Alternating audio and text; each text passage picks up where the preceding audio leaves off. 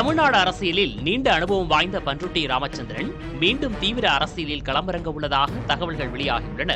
பேரறிஞர் அண்ணாவால் அரசியலுக்கு கொண்டுவரப்பட்ட பண்ருட்டி ராமச்சந்திரன் கருணாநிதியின் முதல் அமைச்சரவையிலேயே அமைச்சரானார்.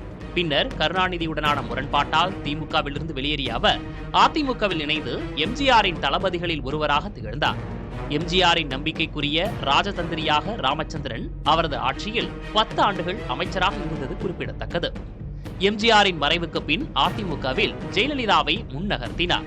அதிமுகவில் ஜெயலலிதாவுக்கான தனித்த அணி கட்டமைப்பை உருவாக்கியதிலும் பண்ருட்டி ராமச்சந்திரனுக்கு முக்கிய பங்குண்டு. அதன் பின்னர் கொஞ்ச காலம் பாமகவில் இணைந்து செயல்பட்ட ராமச்சந்திரன் அதனைத் தொடர்ந்து மக்கள் நல உரிமைக் கழகம் என தனி கட்சியை தொடங்கினார். ஆனால் விஜயகாந்த் தேமுதிகவை தொடங்கிய போது அக்கட்சியில் இணைந்த ராமச்சந்திரன் விஜயகாந்துக்கு ராஜதந்திரியாக செயல்பட்டார். அதிமுக கூட்டணியில் தேமுதிக இணைய அச்சாரமிட்ட ராமச்சந்திரன் ஒரு கட்டத்தில் விஜயகாந்துடன் முரண்பட்டு தேமுதிகவிலிருந்து வெளியேறினார்.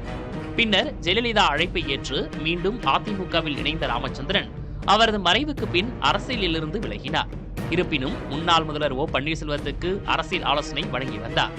இந்த நிலையில் எம்ஜிஆர் அதிமுக என்ற புதிய கட்சி தொடங்கும் யோசனையில் இருக்கும் பண்ருட்டி ராமச்சந்திரன் விஜயுடன் கூட்டணி அமைக்க பேச்சுவார்த்தை நடத்தி வருவதாக கூறப்படுகிறது. இது குறித்து விரைவில் அறிவிப்பு வெளியாகும் என அரசியல் வட்டாரங்கள் தெரிவிக்கின்றன.